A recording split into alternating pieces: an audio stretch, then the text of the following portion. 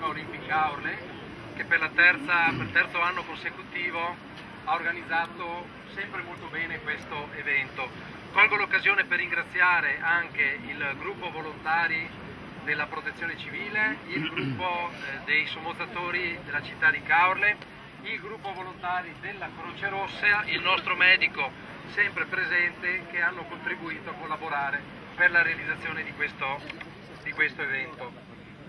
Ma soprattutto i migliori complimenti vanno naturalmente a questi condottieri che tra poco si immergeranno in acqua di 14 gradi e con una temperatura esterna di 2 gradi.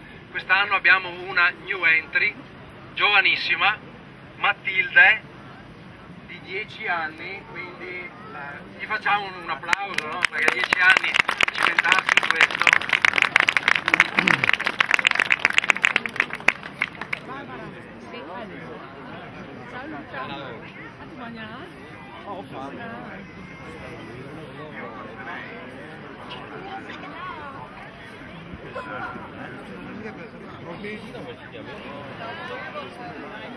Allora per il countdown intanto partiremo da 1000 e scenderemo.